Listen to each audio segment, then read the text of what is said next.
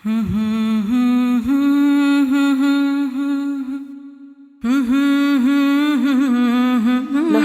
ونصلي على رسوله الكريم اما بعد فاعوذ بالله من الشيطان الرجيم بسم الله الرحمن الرحيم رب اشرح لي صدري ويسر لي امري واحلل عقدة من لساني يفقهوا قولي۔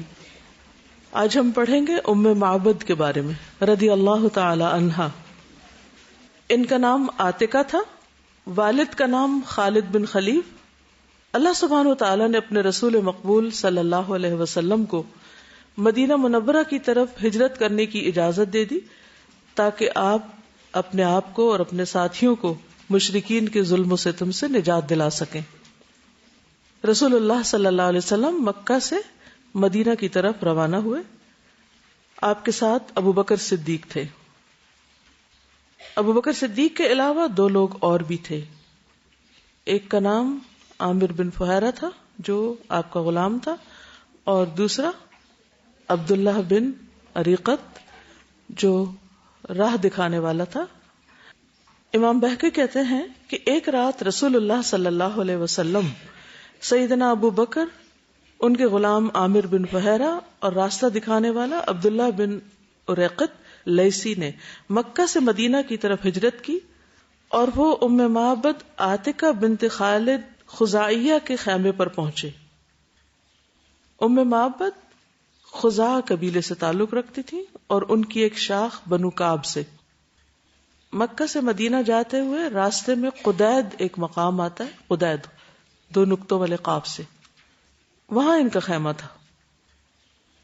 ام معبد ایک پاک دامن، جلیل القدر، عمر رسیدہ، یعنی بڑی عمر کی خاتون تھی لیکن جسمانی لحاظ سے مضبوط۔ وہ اپنے خیمے کے صحن میں براجمان تھی۔ وہاں سے گزرنے والے مسافروں کو کھانا کھلاتی تھی، مہمان نواز تھی، پانی پلاتی۔ مسافر ان سے پوچھتے کہ تمہارے پاس کوئی گوشت یا دودھ وغیرہ ہے تو خرید سکیں، لیکن عموماً ان کے ہاں یہ چیزیں نہیں ملتی تھی کیونکہ خشک سالی تھی اور جانوروں کے کھانے کے لیے بھی نہیں ہوتا تھا، اور دودھ بھی نہیں عام طور پہ دیتے تھے۔ وہ کہتی ہیں اللہ کی قسم اگر ہمارے پاس گوشت یا دودھ ہوتا تو ہم آپ کی مہمان نوازی میں کوئی کسر نہ اٹھا رکھتے۔ عربوں کی مہمان نوازی ویسے ہی مشہور ہے، اور خاص طور پر اس خاتون کی آپ دیکھیے۔ ان دونوں لوگ قحط زدہ تھے، کھانے پینے کی اشیاء نایاب تھیں۔ رسول اللہ صلی اللہ علیہ وسلم نے خیمے کی ایک جانب بکری بندھی ہوئی دیکھی۔ آپ نے پوچھا اے ام معبد یہ بکری کیسی ہے؟ انہوں نے کہا یہ انتہائی کمزور ہونے کی وجہ سے بکریوں کے ریوڑ کے ساتھ چراگاہ نہیں جا سکی۔ ام معبد اپنے گھر پہ اکیلی تھی، ان کے شوہر بکریوں کے ریوڑ لے کر چرانے کے لیے جا چکے تھے۔ وہ ان کے چچا کے بیٹے تھے بیسیکلی، جن سے ان کی شادی ہوئی تھی، اور دونوں میاں بیوی اکیلے ہی رہتے تھے۔ تو بکری بہت ہی لاغر، لاچار، بیمار اور چھوٹی سی بکری تھی۔ رسول اللہ صلی اللہ علیہ وسلم نے پوچھا کیا یہ بکری دودھ دیتی؟ ام معبد نے کہا یہ بہت کمزور ہے، اس نے بھلا کیا دودھ دینا ہے، یعنی یہ کیا دودھ دے گی؟ رسول اللہ صلی اللہ علیہ وسلم نے پوچھا کیا ہمیں تمہاری اس بکری کا دودھ دونے کی اجازت ہے؟ یعنی اگرچہ یہ دودھ نہیں دیتی لیکن کیا ہم کوشش کر سکتے ہیں؟ اجازت دی آپ نے۔ ام معبد نے کہا اگر یہ دودھ دیتی ہے تو مجھے کیا اعتراض ہے، آپ ضرور دیکھیے، میری طرف سے اجازت ہے۔ ایک اور روایت میں ہے میرے ماں باپ آپ پر قربان ہو، اگر آپ کو دودھ دکھائی دیتا ہے تو ضرور دو لیجئے۔ اب دیکھیے کہ ام معبد دور جاہلیت کی ایک بالکل گمنام خاتون تھی، ایک معمولی سے خیمے میں رہنے والی ایک دیہاتی خاتون، لیکن کس طرح اللہ کے رسول صلی اللہ علیہ وسلم کے ان کے گھر جانے کی وجہ سے ان کو کیسی کیسی سعادتیں نصیب ہوئیں۔ لیکن سوال یہ پیدا ہوتا ہے کہ اتنے طویل راستے میں آپ انہی کے گھر کیوں اترے اور کیوں ٹھہرے؟ تو یہاں پر آپ دیکھیے کہ جو کہ ایک مہمان نواز خاتون ہے، اور وہ اپنے معمول کے ایک دن میں وہاں پر بیٹھی ہیں کہ اللہ کے رسول صلی اللہ علیہ وسلم ان کے خیمے پر تشریف لے جاتے ہیں اور اس بکری کا دودھ دوتے ہیں، جو بکری بالکل ہی کمزور لاغر اور اس وجہ سے گھر پہ تھی کہ وہ ریوڑ کے ساتھ جا نہیں سکتی تھی۔ روایت میں آتا ہے کہ رسول اللہ صلی اللہ علیہ وسلم نے بکری کی پیٹھ پر ہاتھ پھیرا، اللہ کا نام لیا اور ایک بڑا برتن منگوایا جو پوری جماعت کو سیراب کرنے کے لیے کافی ہو سکتا تھا۔ بکری نے اپنی ٹانگوں کو پھیلایا، دودھ دینے کے لیے تیار ہو گئی۔ ایک روایت میں کہ بکری نے بھرپور انداز میں دودھ دیا جس سے برتن لبالب بھر گیا۔ یہ آپ کا معجزہ تھا، آپ کے نبی ہونے کی علامت تھی۔ ام معبد اور رسول اللہ صلی اللہ علیہ وسلم کے ساتھیوں نے دودھ پیا۔ آپ 4 لوگ تھے، آپ اور حضرت ابوبکر اور ابوبکر کے غلام عامر بن وحیرہ اور راہ دکھانے والے۔ ان سب نے 2 دفعہ خوب جی بھر کے دودھ پیا۔ پھر رسول اللہ صلی اللہ علیہ وسلم نے خود دودھ پیا، یعنی دوسروں کو پلا کر خود پیا۔ کیوں؟ فرمایا ساق القوم آخرهم شربا، قوم کو پلانے والا خود آخر میں پیتا ہے۔ حالانکہ آپ مہمان تھے، ہوسٹ نہیں تھے، لیکن چونکہ دودھ آپ نے دویا تھا اس لیے آپ خود پلا رہے تھے اور آپ نے بعد میں پیا۔ تو اس سے ایک اصول پتہ چلتا ہے ہمیں کہ جو سرو کر رہا ہوتا ہے وہ خود بعد میں لیتا ہے۔ پھر رسول اللہ صلی اللہ علیہ وسلم نے دوبارہ دودھ دوہا اور وہ دودھ ام معبد کے سپرد کر دیا اور فرمایا ارفعی ھذا لأبی معبد اذا جاءکی، جب ابو معبد تیرے پاس آئے تو اسے یہ دودھ دے دینا، یعنی اپنے شوہر کو ہی پلا دینا۔ رسول اللہ صلی اللہ علیہ وسلم اور آپ کے ساتھی وہاں سے کوچ کر گئے۔ تھوڑی دیر بعد ابو معبد کمزور، مریل، ناتواں بکریوں کے ساتھ گھر آیا۔ اس نے خیمے میں وافر مقدار میں دودھ دیکھا، حیران ہو گیا، تعجب کا اظہار کرتے ہوئے ام معبد سے کہا یہ دودھ کہاں سے آیا؟ گھر میں تو دودھ دینے والا کوئی جانور نہیں، ساری بکریاں تو دور تھی۔ ام معبد نے کہا اللہ کی قسم میں کیا بتاؤں، ہمارے ہاں سے ایک بابرکت شخصیت کا گزر ہوا اور اس نے میرے ساتھ اس طرح گفتگو کی، یعنی جو بھی ساری کہانی تھی کھول کے بتائی۔ اس نے ساری باتیں اپنے خامند کو بتائیں۔ ابو معبد نے باتیں سن کر بیوی سے کہا وہ شخصیت کیسی تھی، اس کا حلیہ کیا تھا؟ اور صرف ایک بار دیکھنے کے بعد ام معبد نے نبی صلی اللہ علیہ وسلم کا جو نقشہ کھینچا ہے، وہ سال ہر سال تک آپ کے ساتھ رہنے والے صحابی آپ کا نقشہ نہیں کھینچ سکے۔ اللہ نے ہر ایک کے اندر کوئی کوالٹی رکھی ہوتی، کوئی خوبی رکھی ہوتی۔ ہو سکتا ہے کہ گاؤں میں رہنے والی ایک دیہاتی عورت، ایک معمولی عورت، اس کی آبزرویشن اتنی تیز ہو اور اس کو اللہ نے ایسی زبان کی قوت عطا کر رکھی ہو کہ جو بڑے بڑے علم والوں کے پاس بھی نہ ہو۔ تو یہ اللہ کی دین ہوتی، کسی کو کسی صلاحیت سے نواز دیتا ہے، کسی کو کسی سے، اللہ کی تقسیم ہے، یہ بھی رزق ہوتے ہیں۔ اس لیے میں ہمیشہ یہ کہتی ہوں کہ ہمارا عربوں کے بارے میں اور خصوصاً نبی صلی اللہ علیہ وسلم کے زمانے کے یا دور جاہلیت کے یہ خیال ہے، اس طرح ان کو پورٹرے کیا جاتا ہے کہ بالکل جاہل بدو گنوار لوگ تھے، کچھ بھی نہیں آتا تھا انہیں، حالانکہ انتہائی غلط نظریہ، بہت ذہین، سمجھدار اور زبان کے ماہر لوگ تھے۔ اب آپ دیکھیے کہ یہ خاتون جو بالکل ایک ویران سی جگہ پر رہتی ہیں، کس قدر ان کی زبان زبردست مضبوط ہے۔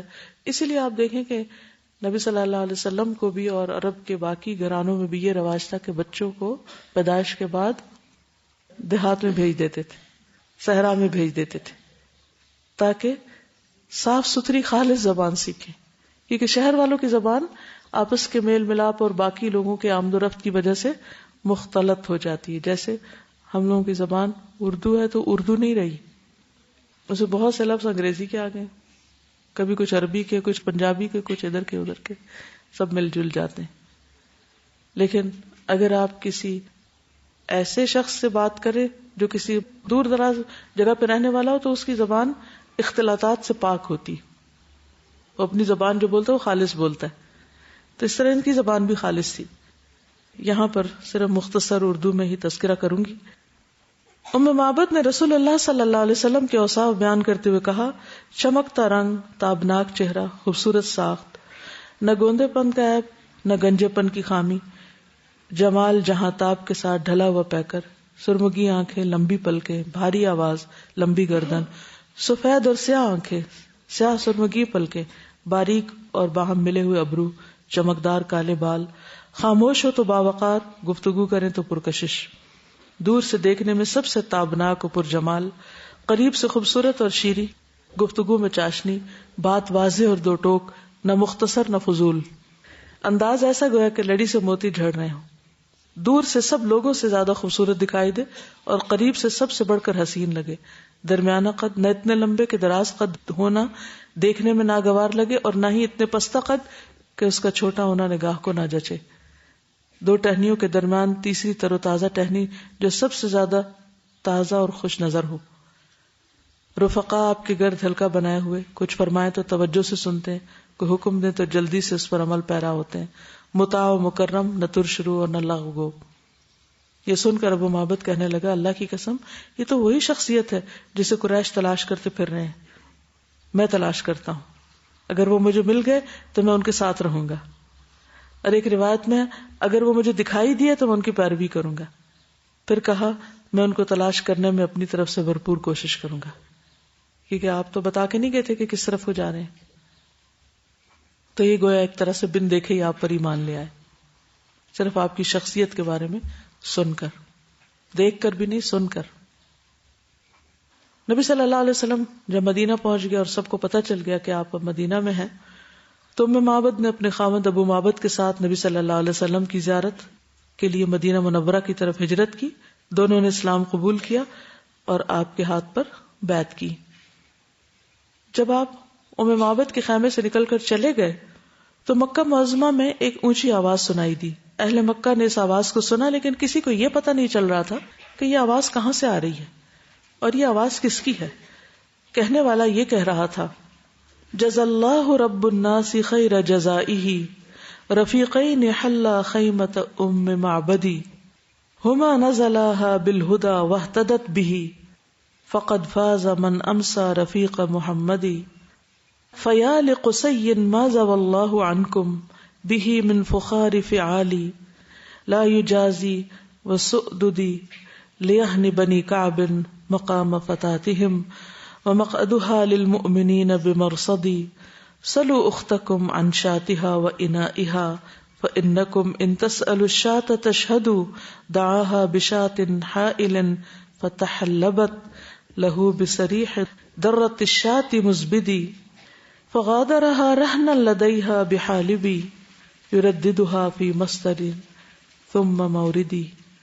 اللہ ان دو رفیقوں کو بہترین جزا دے جو ام معبد کے خیمے میں اترے۔ یہ مکہ میں آواز گونج رہی ہے، اللہ ان دو رفیقوں، کون دو رفیق؟ ابو بکر اور محمد صلی اللہ علیہ وسلم، ان کو بہترین جزا دے جو ام معبد کے خیمے میں اترے۔ وہ دونوں خیر کے ساتھ آئے، خیر کے ساتھ روانہ ہوئے، اور جو محمد صلی اللہ علیہ وسلم کا رفیق ہوا وہ کامیاب ہوا۔ اے قصی، اللہ نے اس کے ساتھ کتنے بے نظیر کارنامے اور سرداریاں تم سے سمیٹ لی۔ قصی کون تھے؟ کس کے والد تھے؟ محمد بن عبداللہ بن عبد المطلب بن ہاشم بن عبد مناف بن قصی بن کلاب، تو یعنی جد امجد ہیں آپ کے۔ بنو کعب کو ان کی خاتون کی قیام گاہ اور مومنوں کی نگہداشت کا پڑاؤ مبارک۔ تم اپنی عورت سے اس کی بکری اور برتن کے متعلق پوچھو، تم اگر خود بکری سے پوچھو گے تو وہ بھی گواہی دے گی۔ آپ نے سوکھی بکری کو پکارا تو اس نے دودھ دیا، بکری کے تھنوں پہ واضح جھاگ تھی۔ آپ نے پھر اس کو چھوڑا تو وہ ان کے پاس ہمیشہ دودھ دیتی رہی۔ ام معبد کہتی ہیں کہ جب سے نبی صلی اللہ علیہ وسلم نے اس کو ہاتھ لگایا، وہ بکری جب تک ان کے پاس رہی ہمیشہ دودھ دیتی رہی، اور وہ حضرت عمر رضی اللہ تعالی عنہ کے زمانے تک، یعنی آپ کی خلافت کے زمانے تک ان کے پاس تھی، اور وہ صبح شام اس سے دودھ نکالتے تھے۔ حسان بن ثابت نے مکہ معظمہ میں کہے گئے اشعار کے بارے میں سنا تو جواب میں یہ اشعار کہے، یعنی حسان بن ثابت ابھی مکہ میں تھے، انہوں نے یہ شعر سنے تو جوابی شعر کہے۔ لقد خاب قوم زال عنهم نبيهم وقدس من يسري إليهم ويغتدي ترحل عن قوم فضلت عقولهم وحل على قوم بنور مجدد هداهم به بعد الضلالة ربهم وأرشدهم من يتبع الحق يرشدي وهل يستوي ضلال قوم تصفهوا عمن وهداة يهتدون بمهتدي لقد نزلت منه على أهل يثرب ركاب هدى حلت عليهم بأسعد نبي يرى ما لا يرى الناس حوله ويتلو كتاب الله في كل مسجد وَإِنْ قَالَ فِي يَوْمٍ مَقَالَةُ غَائِبِ فَتَصْدِيقُهَا فِي الْيَوْمِ أَوْ فِي دُحَى الْغَدِ لِيَهْنِيَ أَبَا بَكْرٍ سَعَادَةَ جَدِّهِ بِصُحْبَتِهِ مَنْ يُسْعِدُ اللَّهُ يَسْعَدِ. یقیناً ناکام ہو گئی وہ قوم جس سے ان کا نبی الگ ہو گیا، یعنی آپ مکہ چھوڑ کے چلے گئے. برکت دیا گیا وہ آدمی جو صبح سویرے اس کی طرف چلا. اس نے ایک ایسی قوم سے کوچ کیا جن کی عقلیں گمراہ ہو گئیں، یعنی نبی صلی اللہ علیہ وسلم نے مکہ کے قریش کو چھوڑ دیا اور ایسی قوم پر اترا جو بزرگی سے منور تھی، یعنی مدینہ والے. ان کو ان کے رب نے گمراہی کے بعد ہدایت دی. جو حق کی پیروی کرتا ہے اللہ اس کو ہدایت دیتا ہے. یہ حقیقت ہے کہ ام معبد نے رسول اللہ صلی اللہ علیہ وسلم کے اوصاف بیان کرنے میں نہایت عمدہ اور دلکش انداز اختیار کیا. گویا فصاحت و بلاغت کے موتی پرو دیے اور اوصاف بیان کرنے میں مہارت رکھنے والوں کو ورطہ حیرت میں ڈال دیا، حتیٰ کہ فصیح البیان ادیب بھی انگشت بدنداں رہ گئے. جب ان سے پوچھا گیا کہ ام معبد آپ نے رسول اللہ صلی اللہ علیہ وسلم کے اوصاف ایسی فصاحت و بلاغت کے ساتھ بیان کیے کہ مردوں کو بھی پیچھے چھوڑ دیا، تو انہوں نے جواب میں کہا کیا تمہیں اس بات کا علم نہیں ہے کہ عورت کی نظر مرد کی نسبت بڑی تیز ہوتی ہے اور اس کے احساسات بھی تیز ہوتے ہیں. وہ بڑی باریک بینی سے ہر شے کا جائزہ لیتی. تو ام معبد اس سے تھوڑی دیر کے لیے آپ رکتے ہیں، دودھ دوتے ہیں، دودھ پلاتے ہیں اور پھر دودھ پیتے ہیں، دودھ چھوڑتے ہیں پیچھے اور تشریف لے جاتے ہیں اور کسی کو نہیں پتا کس طرف کو گئے. قریش کو اندازہ ہو جاتا ہے کیونکہ وہ مکہ میں آواز آتی ہے، وہ جو شیر گونجتے ہیں نا تو اندازہ لگا لیتے ہیں اچھا فلاں کے خیمے میں گئے، تو وہ تو آپ کی تلاش میں تھے تو فوراً پہنچ گئے. کہا جاتا ہے کہ علی بن ابی طالب فصاحت و بلاغت کے امام تھے.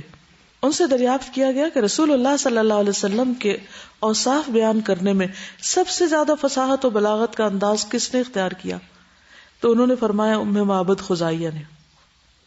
رسول اللہ صلی اللہ علیہ وسلم کے اوصاف حمیدہ بیان کرنے میں سب سے بڑھ کر فصاحت و بلاغت کا اسلوب اختیار کیا. علی بن ابی طالب سے دریافت کیا گیا کسی اور نے ام معبد کی طرح رسول اللہ صلی اللہ علیہ وسلم کے اوصاف کیوں نہیں بیان کیے؟ تو آپ نے حکیمانہ انداز میں فرمایا عورتیں مردوں کی نسبت زیادہ حساس ہوتی ہیں اور یہ زیادہ باریک بینی سے اشیاء کا جائزہ لیتی ہیں، تو یہ وہی کر سکتی. جب قریش کو پتا چلا کہ محمد صلی اللہ علیہ وسلم اور آپ کے ساتھی ابو بکر صدیق ام معبد کے خیمے میں مہمان بن کے ٹھہرے تو قریش نے اپنے چند افراد کو ان کی تلاش میں بھیجا. جب لوگ ام معبد کے خیمے میں آئے تو وہ گھبرا گئیں کیونکہ انہوں نے بچشم خود مشاہدہ کر لیا تھا کہ شر ان کی آنکھوں سے ٹپک رہا ہے. ان میں سے ایک نے دھمکی کا انداز اختیار کرتے ہوئے کہا کہ ام معبد محمد کہاں ہے صلی اللہ علیہ وسلم. ام معبد نے ان سے خطرہ محسوس کرتے ہوئے جواب دیا کہ تم مجھ سے ایک ایسے معاملے کے بارے میں پوچھ رہے ہو جس کے بارے میں جانتی نہیں. انہوں نے پھر کہا کہ تم جانتی ہو وہ کدھر گئے؟ ان کا مجھے نہیں معلوم کہ تم کیا کہہ رہے ہو. جب انہوں نے اور زور دے کے پوچھا تو ام معبد نے کہا کہ میری بات کان کھول کے سن لو، اگر تمہیں اپنی جان عزیز ہے تو اسی وقت چلے جاؤ ورنہ میں چیخ چیخ کر اپنی قوم کو بلاؤں گی. جب انہوں نے دیکھا کہ ام معبد انتہائی غصے میں ہے تو واپس جانے میں بہتری جانی، کیونکہ انہیں معلوم تھا کہ ام معبد ایک محترم ہستی اپنے قبیلے میں احترام سے دیکھی جاتی. وہ کیوں احترام تھا ان کا؟ مہمان نواز تھی. اور ویسے بھی ایک بات یاد رکھیے کہ جو دوسروں کی عزت کرتا ہے وہ خود معزز ہوتا ہے. بدتمیز شخص کی کوئی عزت نہیں کرتا، بد اخلاق کی عزت نہیں کی جاتی. ام معبد نبی صلی اللہ علیہ وسلم کے بعد حضرت عمر اور حضرت عثمان کے دور تک زندہ رہی. ان کو سالانہ لباس، یمن کا غلہ اور ان کے اونٹوں کے لیے قطران دی جاتی تھی. قطران کیا ہوتا ہے؟ جس سے اونٹوں کی خارش کا علاج کیا جاتا ہے. ایک دفعہ حضرت عثمان ان کے پاس سے گزرے تو وہ کہنے لگی کہ کہاں ہے میرا لباس اور کہاں ہے یمن کا غلہ جو میرے پاس آتا تھا؟ تو حضرت عثمان نے کہا کہ وہ آپ کو ضرور ملے گا، اور اس کے بعد وہ سب ان تک پہنچا دیا گیا. طبرانی کی روایت ہے. تو اس سے کیا پتہ چلتا ہے کہ صحابہ کرام کے دل میں بھی ان کی بہت عزت اور احترام تھا. اس کی کیا وجہ تھی؟ وہ کیوں احترام کرتے تھے ان کا؟ کیونکہ انہوں نے نبی صلی اللہ علیہ وسلم کی مہمانی کی تھی اس وقت جبکہ ان کے پاس کچھ بھی نہیں تھا. سوائے ایک سوکھی بکری کے. چلیے آج کے لیے اتنا ہی کافی. جزاکم اللہ خیرا. سبحانک اللہم و بحمدک اشہد ان لا الہ الا انت استغفرک و اتوب الیک.